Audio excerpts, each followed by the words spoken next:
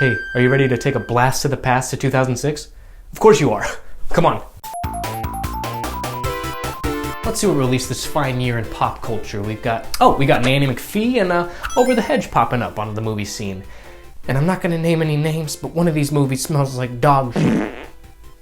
Bully and Twilight Princess also released this year, and hang on, I'm getting something. Sega's Racer Sonic Riders also released in 2006 along with Akon's Convicted album. What are you both doing here? This is a recipe for nostalgia, ladies and gentlemen. If you could follow me, we've got some digging to do. Let's go. So what in the heck is Sonic Riders, I hear you asking? Well, let me put it to you simply. Imagine the Tony Hawk Games walking up to Mario Kart and going, "Hey, sexy, you wanna have a baby?" And Mario Kart just turns and goes, "Hell yeah, I do, Tony, let's go." So they go to the sleaziest part of town, rent the cheapest motel room they can, and get cracking on their love crock pot. But plot twist, Marty McFly swoops in unannounced on his hoverboard and squirts his juices into their dish, and as the kids would say, bada bing, bada boom, Sonic Riders was conceived in that motel room. And this was Sega's first Sonic racing game since Sonic R, which released 9 years before in 1997. It's like they had taken the cool skateboard part of Sonic Adventure 2 that everyone loved and just made it into a super cool futuristic racing game. Sonic Riders was all about hovercraft racing. You got hoverboards, hover boots, hover bikes, carpets, brooms, whatever it was frickin' floating a couple inches off the ground and zooming. And I'm talking about the real hoverboard stuff, not this trash.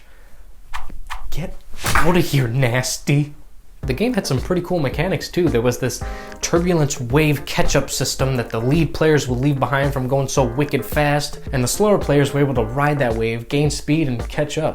It was a pretty cool way to speed up slower players, and it didn't involve any blue shells. God damn it. The game had 16 different playable characters, each having one of 3 abilities. You got Fly, Power, and Speed.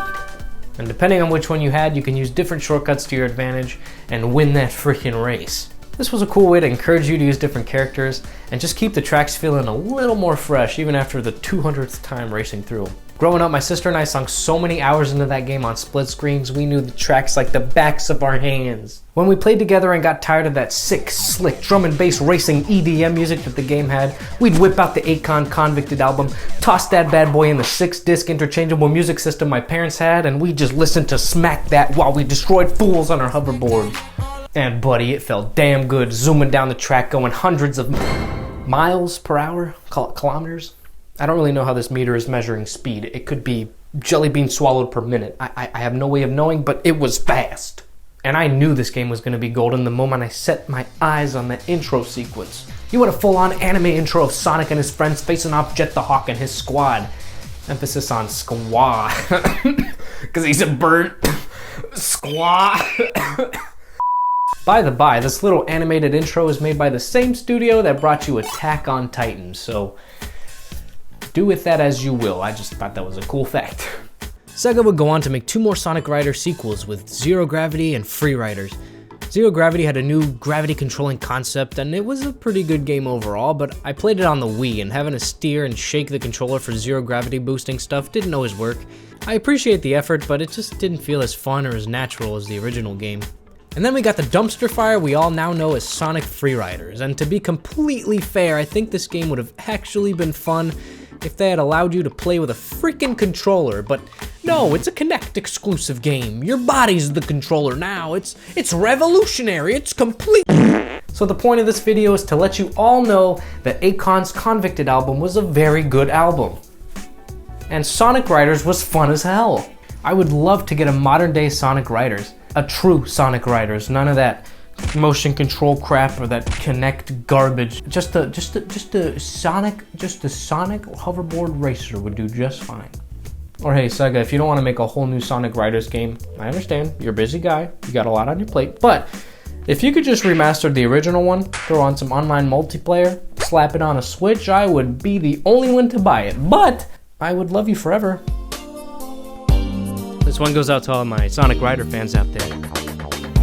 Nobody wanna play Sonic Riders, but it don't matter, no, cause it's still hot, babe. Nobody wanna play Sonic Riders, but it don't matter, no, cause we gon' ride. Oh yeah, we gon' grind. Believe we gon' cry. Cry cause this game is dead.